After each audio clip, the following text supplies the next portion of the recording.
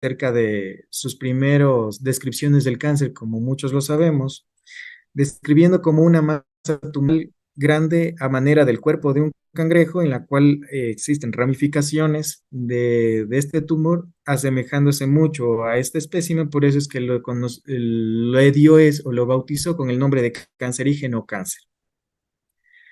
En la Biblia, en Levíticos, para los que conocemos de la religión cristiana, ¿qué es lo llamativo? Es igual, en el tercer libro de Moisés, Dios le da una serie de leyes a Moisés para cuidar la salud de su pueblo, entre la cual es muy conocido por todos, quizá el no comer carne de cerdo, quizá por los parásitos que infestaban estos animales, pero también habían muchas leyes muy interesantes en las cuales decían no mantener relaciones sexuales con una mujer que está en su ciclo menstrual, porque van a haber enfermedades en esta mujer y no se sabía, quizá, y después comenzaron al hablar acerca de la lepra y que no fue siempre lepra, ¿no? Sino que quizá estaban desarrollándose enfermedades tumorales, algo sucedía y que en la Biblia lo estaban describiendo a lo que sucedía en aquel entonces, pero ya estaban hablando de medidas de saneamiento para evitar tener enfermedades a posterior. Pero ¿qué pasó en nuestros pueblos americanos? Acá en Ecuador, en la época preinca, tenemos a la cultura Quitukara y aquí podemos ver unas imágenes del Museo de la Casa de la Cultura Ecuatoriana, que tomé justo esta foto que vemos a la derecha, es de un chamán Quitu. Ya, ¿qué es lo característico de acá? Me puse a investigar evidencias de presencia de tumores acá en el Ecuador en época inca, pre-inca, y lastimosamente no hay. ¿Y cuál es la razón por la cual no se describen enfermedades oncológicas acá en este pedacito de Sudamérica como es Ecuador?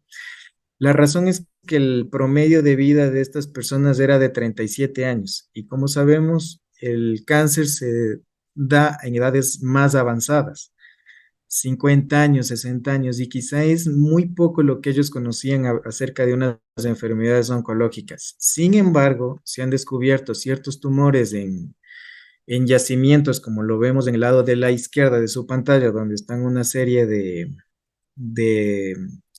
de cuerpos del Museo Arqueológico La Florida, que también se encuentra en la ciudad de Quito, en el cual se encontraron hojas de coca, en lo cual los indígenas de pre-incas e incas quizá de nuestra región del Ecuador manejaban el cáncer quizá cuando se desarrollaba únicamente con analgésicos y muy poco conocían de esta enfermedad. Hablando de cultura inca, tampoco había mucha información, ¿no? Y esta imagen es muy importante porque para prevenir y para saber el cáncer, lo que hay que saber es lo que es normal. Y entonces ahí les pongo esta imagen de lo que sería el canon de un ser humano, eh, diciéndole de otra manera, quizá el hombre perfecto, ¿no? Entonces, un hombre musculado, sano, fuerte.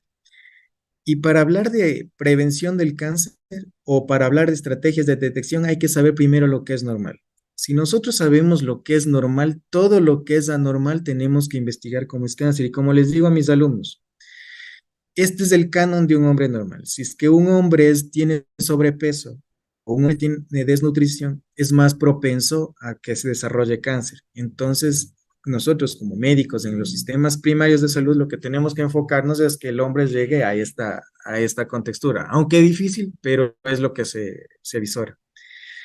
Y de esta manera, el, muchas veces me han llegado pacientes de centros médicos de atención primaria en el cual una mujer de 65 años tiene sangrado vaginal. ¿Y qué es lo que dicen los médicos? Ah, es el sangrado posmenopáusico o está en la posmenopausia. No, no es normal que una mujer a los 65 años mantenga su menstruación y a la final es cáncer de cuello uterino. Entonces, todo lo que no es normal, pensemos como cáncer. sabemos que el color de la materia fecal es de color marrón, pero si vemos una materia fecal de color negro o con sangre, vamos a pensar primero en cáncer y luego tal vez pensar en otras enfermedades. Y si es que nosotros comenzamos a primero a descartar las enfermedades oncológicas, quizás sea más fácil para el sistema de salud manejar la salud y poder detectar en etapas iniciales, ya que lastimosamente en nuestro país muchas veces comienzan a hacer un screening de enfermedades no oncológicas, dejan pasar mucho tiempo, muchos meses, para que luego al final el último ítem que se les ocurre investigar es cáncer, se lo detecta ya cuando se torna avanzada la enfermedad. Y nuestra estrategia es detectar de manera temprana y prioritaria. Estas imágenes me gustan porque muchas de las veces en los libros de semiología o en los libros de medicina siempre nos enfocan a lo siguiente, que si tenemos como en el gráfico de la izquierda un ganglio supraclavicular izquierdo, es el ganglio de Virchow y el ganglio de Virchow está relacionado con cáncer gástrico. O como en el gráfico de la derecha que vemos el nódulo de la hermana Mary Joseph, entonces nosotros decimos, si tiene el nódulo de la hermana Mary Joseph, muy probablemente es un cáncer de páncreas. Y nosotros quizá tenemos la culpa que decimos, antes los médicos de antes eran buenos semiólogos, no necesitaban ecógrafo, no necesitaban tomógrafo, no necesitaban resonancia, porque solo mirando ya detectaban el cáncer. Pero claro, lo hacían, pero ¿en qué etapa? Si ya vemos un nódulo de la hermana Mary Joseph o si vemos un ganglio de Virchow, es porque esta enfermedad ya está avanzada. Y si está avanzada, entonces, ¿cómo vamos a poder actuar nosotros como oncólogos? ¿De qué manera vamos a poderle ayudar a nuestra sociedad o a estas personas? Quizá a darles algo, un manejo quimioterapéutico paliativo, a paliar sus dolores, sus molestias con quimioterapia para tener un promedio de sobrevida de 11 meses en la mayoría de los casos. Y ese no es el objetivo que tenemos que tener nosotros en el sistema de salud, de identificar estas etapas avanzadas, sino detectarlos en etapas tempranas para poder ayudar a la sociedad y poder ayudar de mejor manera a los pacientes. Y aquí les pongo estas imágenes porque son muy características, ya que la gente que no conoce de oncología o muchas veces los estudiantes de oncología llegan al consultorio y piensan que el médico oncólogo va a ver pacientes como en el lado izquierdo, o sea, en el lado izquierdo, monstruos. Piensan que vamos a ver pacientes con tumores que van a estar siendo muy notorios en su rostro, en su pecho, en su abdomen. Y no es así. El paciente oncológico es el paciente que se ve en el gráfico de la derecha. Y ahí vemos, y le puse justo este gráfico, que es la pantera negra, este actor que tuvo cáncer de colon. Y es explicar que el cáncer no se va a ver como en el lado izquierdo, donde vamos a ver otra enfermedad que no es oncológica, es síndrome de Proteus, pero lo que sí vamos a estar viendo es al persona que es como tú, como yo, es sano, hace sus actividades. Y a esta persona es a la que tenemos que enfocarnos nosotros con estrategias adecuadas para prevenir el desarrollo de enfermedades oncológicas y darles el soporte y darles la ayuda necesaria. Como miren ahí, una persona con cáncer que actuaba en sus películas, que era el superhéroe de las películas y que nadie sabía de su enfermedad hasta cuando ya fue tarde. Y la OMS nos pone como tres pilares fundamentales en la detección del cáncer, o más, mejor dicho, tres pilares fundamentales en la eliminación del cáncer. Y la OMS nos dice prevenir, detectar y tratar. Y bajo estos tres pilares son los que se va a manejar el sistema de salud para enfrentar esta enfermedad. Pero ¿cómo prevenimos? Y una de las mejores maneras de prevenir una enfermedad es con la investigación. Si no investigamos, si no tenemos una política de Estado de conocer las enfermedades que nos aquejan, no vamos a poder salir como Latinoamérica o no vamos a poder nosotros desarrollarnos en la prevención del cáncer. Entonces, es por ello que nosotros como oncología clínica en la cátedra de pregrado se ha establecido en el primer capítulo de oncología clínica es la epidemiología oncológica, Porque si nosotros no conocemos la epidemiología, si no conocemos la estadística, no vamos a poder desarrollar un sistema de prevención.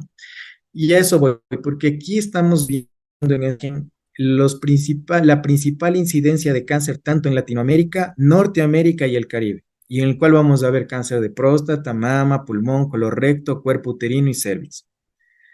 Pero eso es de América y nosotros no tenemos que estarnos enfocando en qué es lo que pasa en América, sino enfocarnos en qué es lo que pasa en nuestra comunidad, qué es lo que pasa en nuestra población. Y aquí tenemos una imagen de lo que es la incidencia en el Ecuador. Y entonces vamos a ver que los 5 primeros cánceres en el Ecuador va a ser mama, próstata, cuello uterino, estómago y colorecto. Por lo cual nosotros como sistema de salud tenemos que enfocarnos en los que mayor incidencia tienen para poder ayudar a este grupo poblacional, a este grupo que se ve aquejado.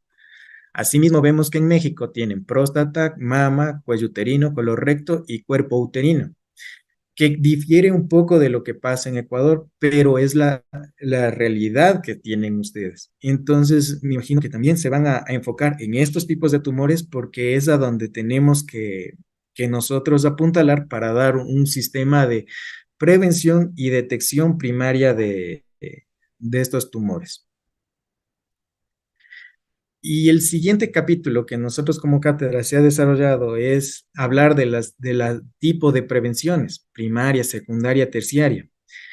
¿Y cuál es lo importante de esto? Porque la prevención primaria nos va a ayudar a disminuir el riesgo no solo de cáncer, sino el riesgo de todas las enfermedades.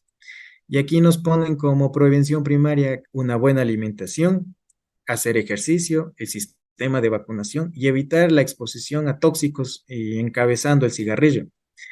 Sin embargo, nosotros priorizamos también en la cátedra de oncología los sistemas de prevención secundaria y el programa de cribado de cáncer de mama, cáncer de cuello uterino, cáncer de colon, para poder ayudar a detectar de manera temprana la enfermedad.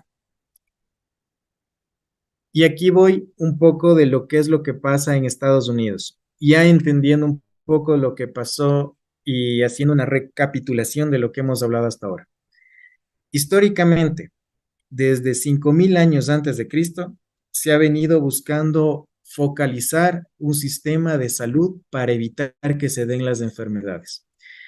O se acercaban a un dios, o se acercaban a una religión, o por medio de un dios buscaban mecanismos de salud para evitar que su población se enferme. Dos, la prevención.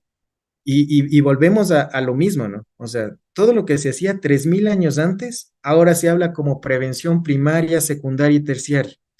Y en prevención primaria, hacer ejercicio, una dieta saludable, no fumar. Entonces vamos viendo que no es que son cosas nuevas, sino que son cosas que desde hace 3000 años antes se buscaban para evitar la presencia de enfermedades y evitando y con buenos sistemas de salud y viendo lo que hacían 3000 años antes, seguimos haciéndolo ahora y vemos que sigue siendo desde hace 3000 años antes de Cristo la base para evitar el cáncer, los buenos sistemas de salud.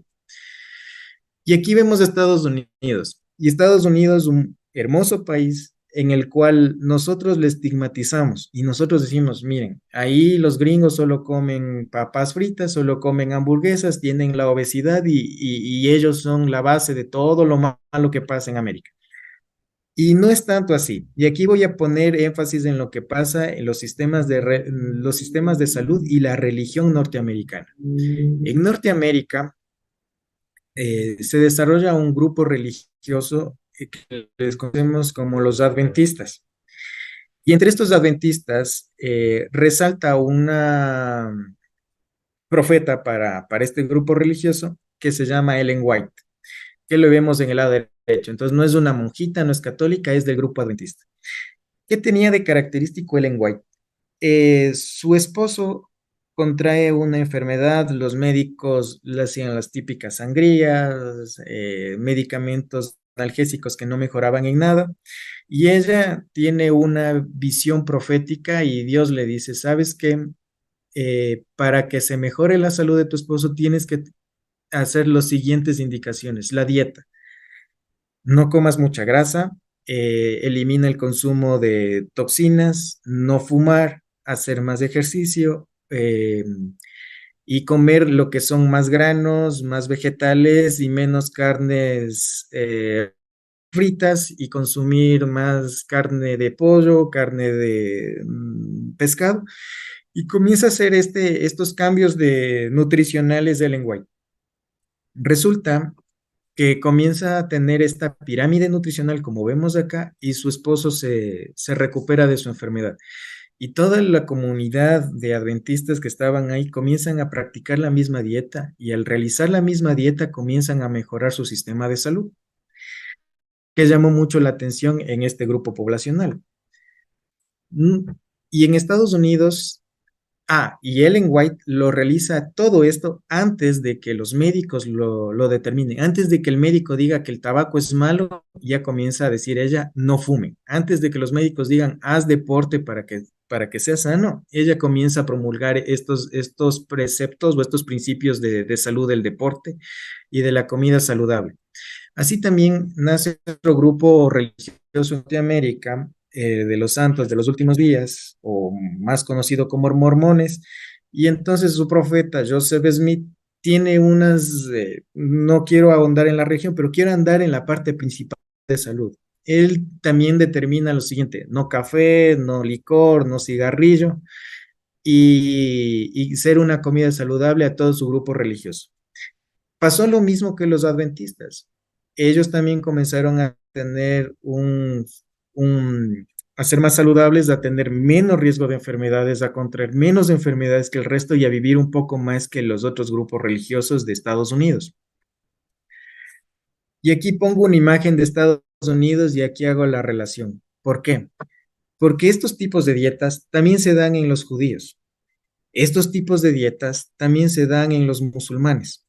Pero los judíos y los musulmanes para los Estados Unidos de aquellas épocas eran inferiores o no les tomaban en cuenta. Pero ahí comienzan los Estados Unidos a ver qué es lo que pasa en su propio país y por qué este grupo poblacional vive más, por qué este grupo poblacional tiene menos cáncer, por qué este grupo poblacional, en cambio, tiene más cáncer que el de acá. Y ahí comienzan a observar que es el tipo de dieta que están teniendo estos grupos religiosos que se asentaron o que nacieron, mejor dicho, no se asentaron, sino que nacieron en los mismos Estados Unidos. Y como es obvio, el gringo crea al gringo. Entonces los Estados Unidos creen a lo que pasa en su propio país. A partir de ahí comienzan ellos a determinar a formar un grupo más amplio de médicos y estos médicos a dar los principios del OMS bajo estos conocimientos religiosos que ellos tenían y comienzan a decir, para prevenir que a un paciente le dé cáncer hay que tener una dieta más saludable. Para prevenir que un paciente tenga cáncer, no hay que fumar, porque vieron que este grupo no fumaba y no le dio cáncer. Y asimismo, para prevenir que tenga cáncer, tienen que realizar deporte. Y de esta manera es como nace la prevención primaria de salud bajo estos conocimientos históricos que se daban dando. Pero llegamos a lo mismo. 3000 años antes de Cristo, los egipcios ya hacían esto. Entonces no es que cambie, sino que nosotros como humanidad quizá nos olvidamos y no recordamos las bases de un sistema de salud y que para evitar tener cáncer ya tenemos los principios que son una dieta saludable, no cigarrillo y hacer ejercicio. A diferencia de lo que piensan nuestros países. Y aquí pongo esta imagen porque la OMS nos dice aumentar el compromiso político con la prevención y el tratamiento del cáncer, pero los sistemas de salud o los países latinoamericanos hacen lo más fácil y quizás hacen lo más notorio. Y lo más notorio y lo más fácil para ellos es añadir más medicamentos y no enfocan en un sistema de prevención, sino enfocan en un sistema de tratamiento. Y aquí vemos que dicen, añadieron 14 medicamentos oncológicos nuevos al cuadro nacional de medicamentos básicos.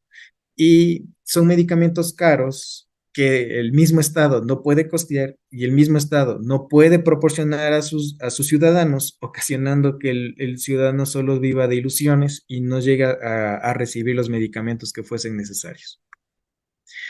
Siendo la OMS quien dice, para reducir más del 40% de los casos nuevos de cáncer y 5 millones de muertes asociadas para el 2050 a través de la vacunación, la detección y el tratamiento.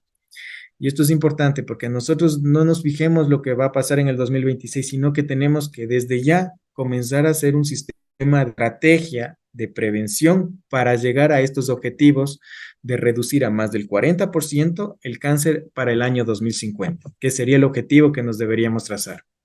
La OMS también recomienda que las personas hablen con su doctor sobre su riesgo de cáncer y cómo reducirlo.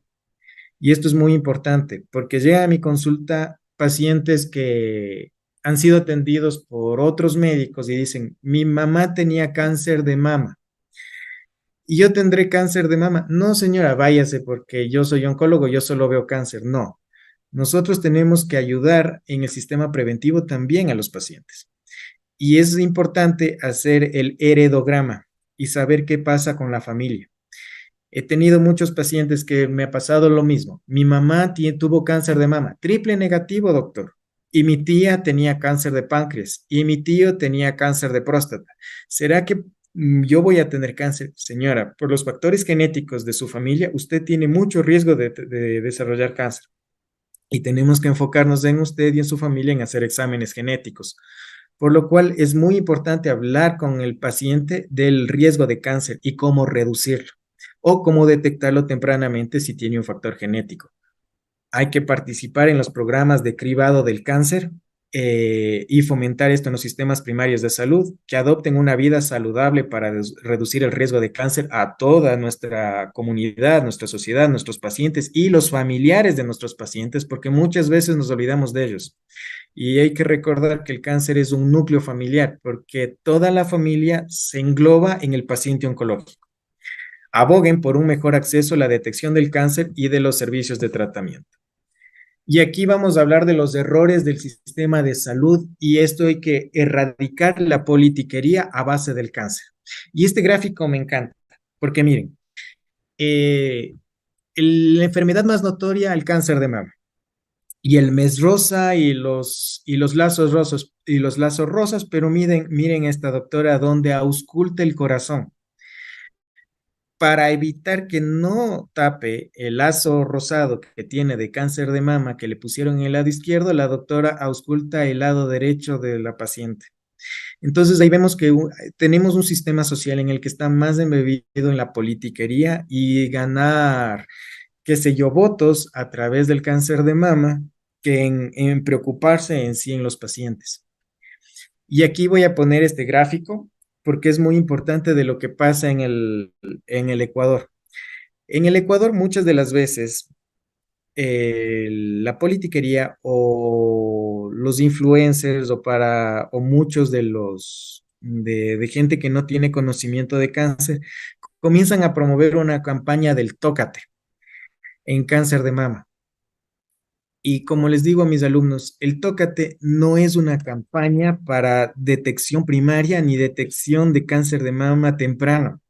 El Tócate es para ya detectar un cáncer de mama que está avanzado ya metastásico. Y no es necesario ser oncólogo para identificar que es cáncer de mama, porque aquella mujer analfabeta o que no sabe leer ni escribir, llega a mi consulta y me dice, doctor, creo que tengo cáncer de mama porque mire este tumor gigante que tengo acá. O sea, es muy notorio el tócate.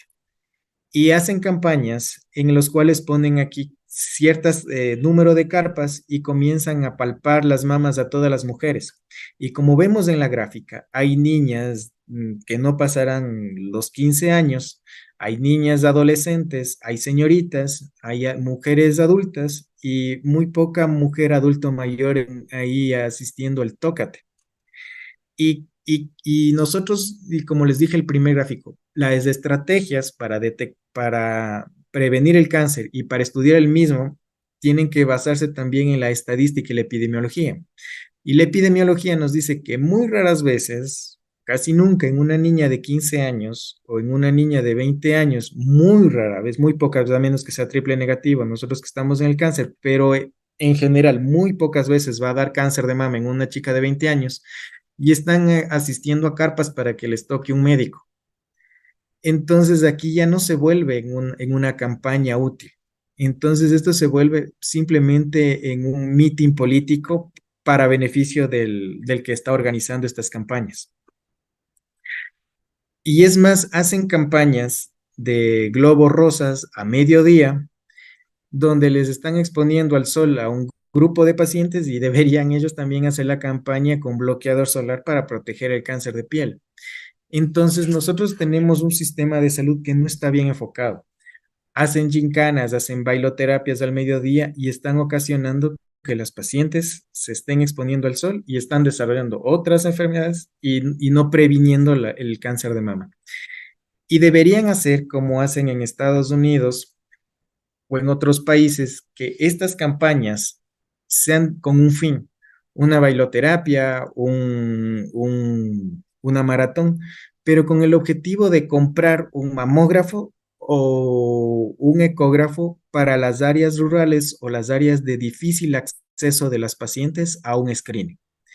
Y entonces esa sí sería una estrategia correcta, porque la OMS lo que sí nos ha determinado es que como estrategia para detección de cáncer en estadios tempranos es la mamografía y el eco de mama. ¿Y por qué la mamografía y el eco de mama? Porque este sí nos va a detectar tumores que no se pueden, que no son palpables aún y podemos detectar un carcinoma in situ, como vemos ahí en el gráfico, en la mamografía. Esos puntos blanquitos acumulados de esas calcificaciones son el carcinoma in situ, que solo se pueden ver en la mamografía y no se pueden ver incluso en el eco de mama. Pero si identificamos carcinomas in situ, vamos a ocasionar que esta mujer no sea sometida a quimioterapia, no sea sometida a muchos tóxicos, ni a radioterapia, ni a más, y que pueda tener una calidad mucho mejor que la paciente que fue detectada bajo el TOCA. Así también la OMS nos habla acerca del cáncer de cuello uterino y nos pone la estrategia 90-70-90 de la Organización Mundial de la Salud, que es una estrategia que se está planificando para eliminar el cáncer de cuello uterino. Se basa en tres pilares: que el 90% de las niñas vacunadas contra el virus del papiloma humano antes de los 15 años de edad, que haya un 70% de detección oportuna, que haya un 90% de tratamiento de las lesiones precancerosas y cáncer invasivo. Y es a lo que tenemos que enfocarnos.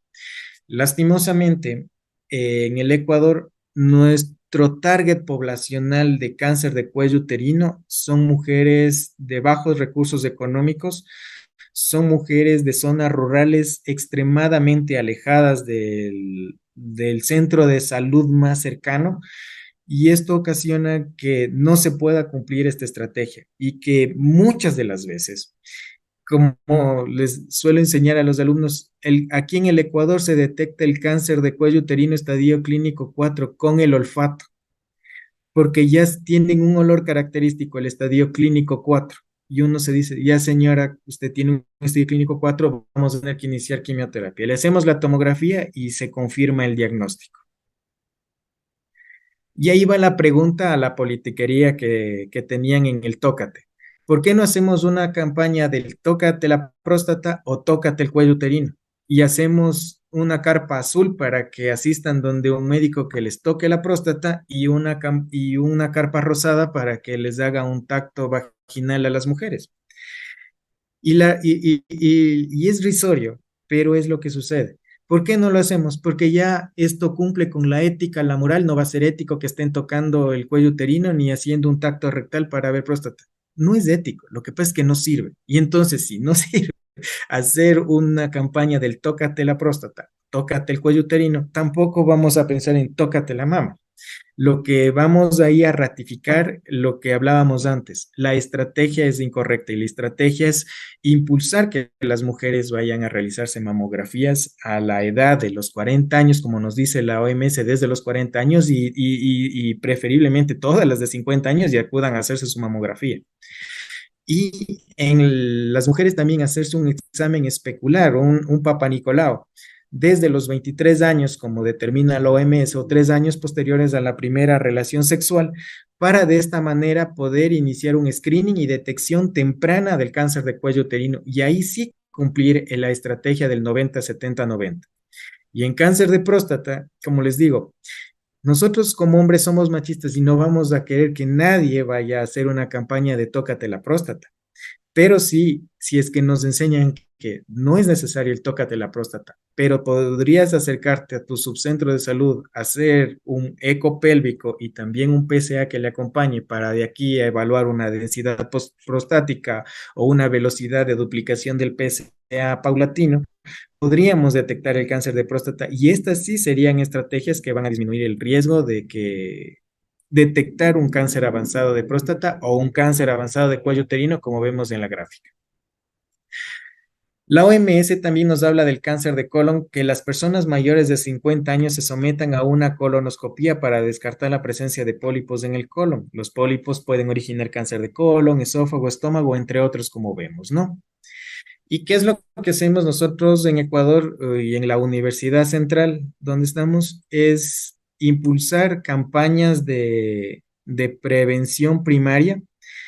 Eh, Enseñamos primero que nuestros alumnos estén bien capacitados en prevención primaria, que sepan la prevención, que sepan acerca de cuál es el momento adecuado de hacer tales diagnósticos, que sepan cuáles son los screening correctos, que sean accesibles para el paciente y se les solicita que nos acompañen en una campaña hacia el público general para que ellos sean los encargados de informar a los pacientes en cuál es el momento adecuado para hacerse un screening y detectar en etapas tempranas el cáncer. Y acabamos ahora la primera parte de prevención y detección primaria del cáncer, ¿no? ¿Cuáles son las estrategias de la MS? Y espero que haya sido entendible esta parte. Y ahora vamos a hablar la segunda y parte final, y es la etapificación del cáncer. La etapificación del cáncer lo desarrolló Pierre Denoise en Francia entre 1943 y 1952 y tras su desarrollo fue la Unión Internacional contra el Cáncer quien a partir del año de 1950 fue diseñando mecanismos o fue recopilando a más médicos oncólogos, cirujanos oncólogos para tener un sistema internacional de clasificación. Y aquí me encanta porque la medicina antigua, esto sí hay que nunca olvidarse, utilizaba las medidas para todo. Y nosotros quizá como médicos ya nuevitos, por no decir otra palabra, nos hemos olvidado de las medidas, ¿no? Entonces, por ejemplo, antes utilizaban los dedos para medir cuántos minutos faltan para la puesta del sol, sabían cuánto mide una pulgada, cuánto mide su pulgar, cuánto mide su puño. Y aquí lo que voy a ratificar es que ellos sabían cuánto mide el pulgar. Y el pulgar, el grosor del pulgar, mide 2 centímetros. ¿Y por qué era tan importante esto de la medida de 2 centímetros? Porque Pierre Dinois, como era médico cirujano, palpaba el tumor y él palpaba con el pulgar y decía, si es que mide 2 centímetros, menos de 2 centímetros, lo clasificaré como un tamaño 1 del tumor. Y de ahí viene el T1. Si medía 2 pulgares, decía, de 2 a 4, vamos a hablar de un T2. Si mido 3 a 6 centímetros, pues ya va a ser un T3. Y de esta es la manera como inició la etapificación del cáncer, del tamaño del tumor. Y fue fácil para determinar a los cirujanos. Si palpo más de 3 dedos, esto quizá ya tenga ganglios metastásicos y mi cirugía sea infructuosa. Primero den quimioterapia neoadyuvante y luego pasen yo le paso a la cirugía. Y es así como comenzó. Pero si es que el tumor medía un dedo, decía, este es un T1, no va a haber ganglios, entonces este tumor pasa a cirugía. Y es lo que se hacía antiguamente. Y el TNM nos sirve para planificar un tratamiento como pronóstico, como evaluar resultados de tratamiento, como facilitar intercambio de información y como investigación del cáncer. Tanto es así que es muy importante para nosotros una buena etapificación. Y es por eso que la AJCC y la UICC, que son grupos internacionales en juntas contra el cáncer, que lo utilizan como base para todos los preceptos que hemos hablado en la diapositiva anterior. Siendo para los estudiantes que no conocen qué es el TNM, el T, el tamaño del tumor, la N, el número de ganglios metastásicos y la M cuando se habla de metástasis a distancia. Sin embargo, este sistema de medidas se tornó difícil en el cáncer de cuello uterino, porque al tacto vaginal se podía topar solamente el extremo distal del tumor y a veces este tumor se extendía desde la mitad del cuello del útero hasta la mitad del canal vaginal. Entonces no era tan factible un tacto para determinar esto. Por lo cual la FIGO, que es la International Federation of Gynecology and Obstetrics, ellos determinaron un sistema de clasificación a la par y es el que utilizamos para determinar cáncer de cuello uterino. Aunque el TNM también está en los libros, pero la FIGO ha sido como que otro sistema de clasificación del cáncer de cuello uterino muy útil para nosotros como oncólogos. De la misma manera, el cáncer de próstata se volvía difícil el palpar en etapas iniciales y poder decir este tamaño o si infiltraba las vesículas seminales o más. Y habían órganos que no se podían palpar, como es el estómago, como el colon, como es la vejiga, en los cuales posterior a la cirugía se evaluaba o se evalúa, mejor dicho, la profundidad de la infiltración tumoral. Pero el conocer el tamaño, el número de ganglios y también la metástasis de distancia se iba quedando muy corto. Y los patólogos nos ayudaron determinando los cambios celulares. Ya se hablaba de la célula normal, la hiperplasia, displasia, el cáncer in situ y el cáncer. Y cuando hablábamos de cáncer in situ, entonces ya comenzó una clasificación que no estaba antes, que arrancábamos de T1, del tamaño del menos del pulgar del dedo, a un T0. Es decir, es un T0, es un in situ de cáncer. Y ya nos ayudó y se iba ampliando la clasificación del TNM.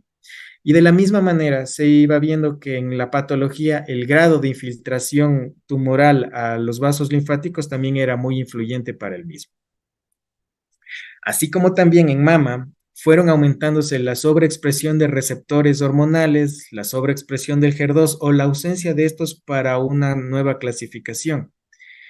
Y pasamos de un sistema de clasificación que era muy sencillo antiguamente, en el que solo nos fijábamos en el tamaño del tumor, número de ganglios y metástasis a distancia, a un sistema quizá un poquito más complejo, en el cual vamos viendo el grado de diferenciación del tumor, la sobreexpresión de los receptores HER2, estrógeno, progesterona, para dar una nueva estadificación. Y esto ha sido útil porque un tumor que anteriormente lo conocíamos como un estadio clínico 3, lo hemos reestadificado a un estadio clínico 1 de acuerdo a la expresión de estos receptores. Lo mismo pasa con el cáncer de próstata. O sea, antes quizás solo se hablaba del tamaño del tumor, luego se añadió el valor del PSA, la escala de Gleason para determinar el cáncer de próstata, y ahora tenemos incluso más divisiones de la etapificación, en la cual hablamos del cáncer de próstata localizado y subdividimos de muy bajo, bajo, intermedio, alto y muy alto. Y luego pasamos a una segunda clasificación de cáncer de próstata en el cual decimos cáncer de próstata sensible a la castración o cáncer de próstata resistente a la castración y cambia totalmente el manejo. O sea, y ahora no hablamos de cáncer de próstata estadio clínico 3%, sino ya nos dirigimos directamente a un cáncer de próstata metastásico o sensible o resistente. Lo mismo pasó con el colon, que aunque en el colon todavía nos basamos en esta parte que es la profundidad de las capas del colon, para hablar de un T1 a un T4, pero ahora la NCCN nos divide el cáncer de colon en dos. Aquel cáncer de colon que tiene estabilidad de microsatélites y aquel cáncer de colon que tiene inestabilidad de microsatélites. Por lo cual, este sistema de etapificación del cáncer va paulatinamente con los años y con el advenimiento de nuevos genes y de nuevas mutaciones y de nuevos marcadores y de la biología molecular y de fármacos que se vienen desarrollando, ha venido cambiando con los años y se va modificando, ampliando y dándonos nuevos panoramas en la etapificación. Por lo cual se vuelve muy difícil a nosotros como médicos enseñarles a los estudiantes de pregrado, este va a ser, como antes era quizás sencillo, ¿no? Un T1 porque es menos del grosor del dedo. Ahora hablar acerca de genes que van a estar influyendo en esta etapificación. para lo cual es importante basarse siempre en un libro guía en la etapificación del cáncer. Y como conclusiones, vamos a hablar las siguientes. Uno, tenemos que crear estrategias de salud en los equipos de atención primaria de salud. Estrategias, charlas bien guiadas al público target en riesgo de desarrollar cáncer. Promover la atención primaria de salud y enlazar con equipos de oncólogos para guiar la atención oportuna. Y esto es muy importante porque muchos pacientes lastimosamente se detectan en etapas tempranas, pero hacen un tour, que primero van al cardiólogo, al médico internista, al geriatra, al cirujano, al oncólogo y pierden el camino a seguir. Entonces sí es importante que la atención primaria de salud esté enlazada con un equipo de oncólogos, que sería lo ideal. Crear estrategias de cribado en zonas de difícil acceso que ayuden a la detección temprana del cáncer, ¿no? Quizá en zonas rurales es muy difícil el conseguir un médico imagenólogo, pero quizá el hecho de que un sistema de salud en el cual haya un mamógrafo, ahí que acudan las mujeres a hacerse la mamografía, pero las placas sean pasadas, enviadas por sistemas electrónicos al médico que está en la capital pueda leer y que puedan ser atendidas en su área lejana de la capital, les ayudaría de manera importante. O sea, son políticas de Estado que tienen que mejorar. Hay que vincular a la familia en una enfermedad oncológica y más si es que es oncológico genético. Muchas veces he tenido, y es muy frecuente, los BRCAs y lo más triste que he tenido los últimos pacientes, los leapfrog-mening, en los cuales tenemos que estar ahí dando un apoyo a la familia porque son los pacientes que tienen el riesgo aumentado de desarrollar una enfermedad oncológica. Y educar y guiar a nuevas generaciones en búsqueda de estrategias contra el cáncer y no a favor de acceso de medicamentos de alto costo.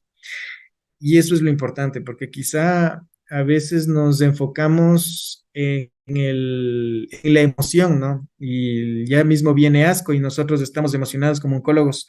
Viene asco y qué nuevo medicamento va a salir y qué inmunoterapia y ahora que va a salir esta inmunoterapia combinada con TKI que va a salir. No, o sea, es muy importante para nosotros como oncólogos saber estos medicamentos, pero quizás se vuelven inaccesibles en un país tercermundista o de escasos recursos, o peor en el paciente que tiene escasos recursos ya per se.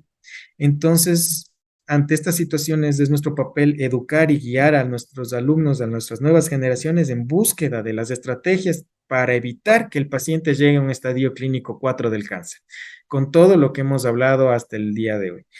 Y bueno, espero no haber sido cansón y eso ha sido todo el tema que les he traído para hoy. Muchas gracias.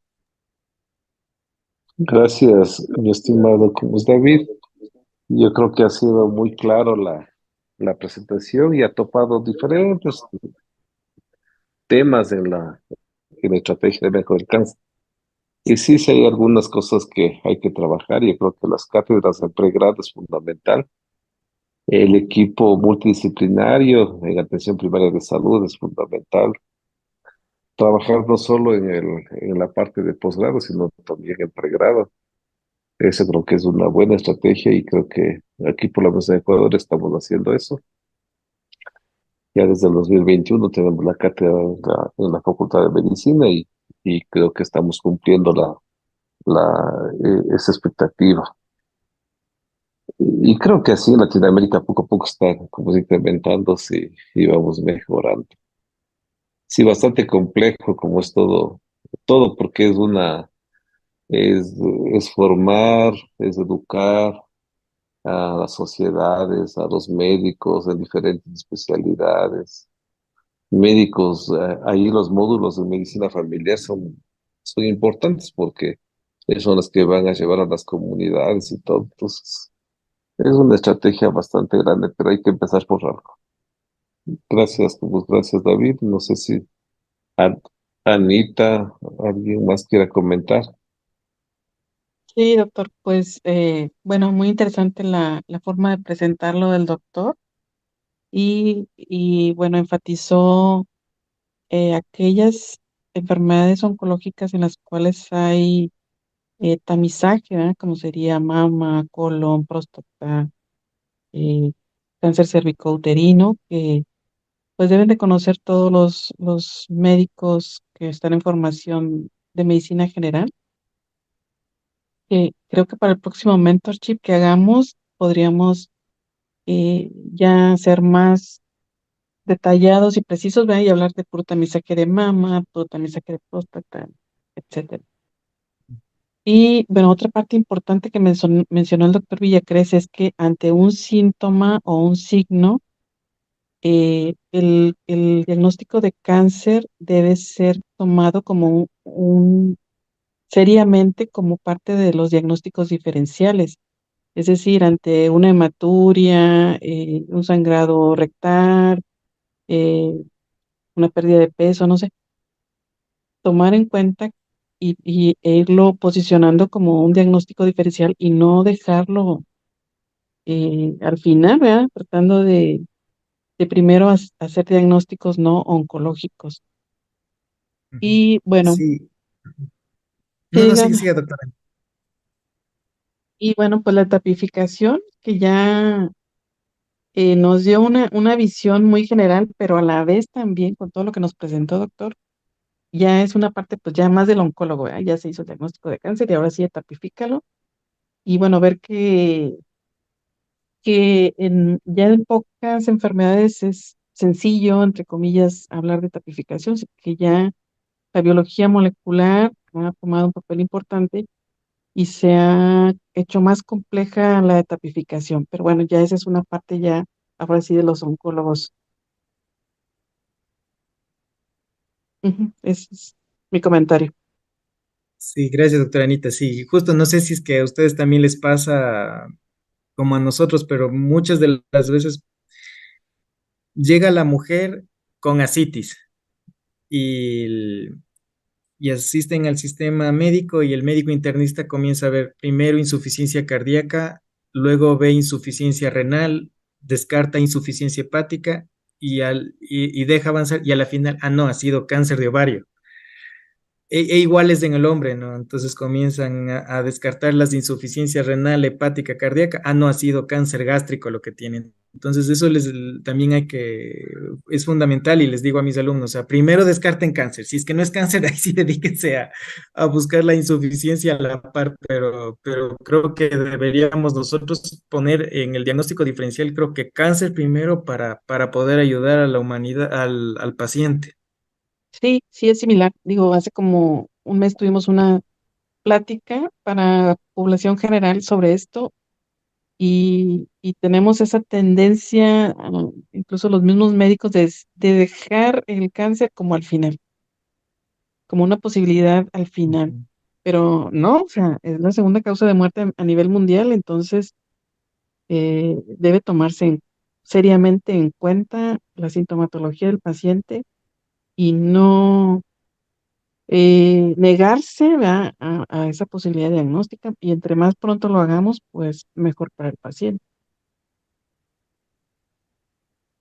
Pero ahí, como es ahí también, es muy importante en pregrado las cátedras de fisiología y fisiopatología, biología, en donde tiene que enseñar a estudiar a pensar al estudiante en todas las posibilidades diagnósticas que se tienen en un caso clínico. Y nosotros tenemos que irnos mucho más allá, tenemos que irnos a diagnosticar de forma más temprana y ojalá algún momento en las lesiones pre-neoplásicas, allá tenemos que llegar para ver si es que tenemos que enfrentar a esta enfermedad. Entonces sí hay mucho que trabajar y yo creo que o con estas clases y que quedan grabadas creo que estamos dando un buen paso para que el estudiante pueda revisar y sacar conclusiones, ¿no? Nada podemos enseñar, únicamente podemos enseñarles a pensar para que Claro. tengan con una parte clínica, con una una buena orientación puedan analizar. Claro, este tipo de sesiones que como la que hemos tenido hoy nos ayuda a fomentar el pensamiento crítico para el estudiante. Correcto, correcto. No sé si alguien más quiere hacer algún comentario de, y si no, estaríamos cerrando la noche. Ujú. No sé, el doctor Entonces, Erwin muchas, Ceballos, que por ahí está también, Hola, buenas punto de noches. vista de a ver, radiooncología. Leonardo, ¿cómo vamos? Felicitándote por la Gracias, conferencia. ¿Cómo vamos, Ricardo, Anita y todos los que están presentes? Quizás aportar un poquito que es cierto que los tumores sólidos se enfocan en el manejo básicamente del TNM. Los hematológicos tienen sus clasificaciones, por ejemplo, en leucemias no se evalúa todo lo que es TNM. Aportar que los estudios de PET han ayudado muchísimo a reestadificar o a cambiar los criterios de estadificación y algunos estudios de laboratorio que también, aparte del grado de diferenciación, la edad, que es un factor, por ejemplo, en cáncer de tiroides que se toma en cuenta para la estadificación, la beta 2 microglobulina que también determina el estadio en mieloma, los marcadores en testículo, beta HGC, alfa beta proteína, LDH en melanoma, que confieren ciertos grados de pronóstico mejor o peor, y en sarcomas, el número de mitosis y grado de necrosis son algunos de los criterios que también se deben considerar. Sobre todo lo mencionamos en función de los estudiantes de pregrado o de grado, como se les llama ahora, para que tomen en cuenta esos criterios también a la hora de evaluar a un paciente. Por lo demás, lo felicito, como digo, Leonardo. Tenemos por ahí un compromiso para escribir algo, ojalá se concrete en este semestre. Nada sí, más, un abrazo y cuídense mucho. gracias, doctor. Sí, no, y yo digo también, digo, a futuro, cómo ha cambiado, cómo ha evolucionado el TNM, ¿no? Y uno cuando se ve ahora la nueva clasificación de las leucemias, o de los síndromes mielodisplásicos, que es más feo, ¿no? Que comienzan que tal gen, creo que son como 20 ítems, 20 genes que toca ver, y si es que tiene es esta enfermedad.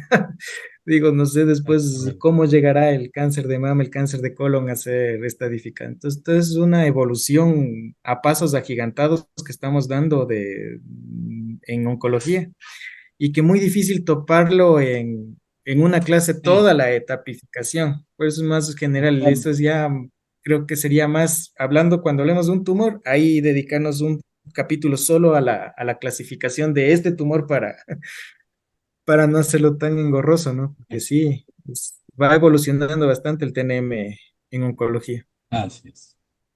Mm, Yes. muchas gracias a todos. Si no hay comentarios. Gracias. Buenas Un noches. abrazo, Gracias. Buenas cuídense. noches a todos. Buenas noches. buenas noches, muchas gracias.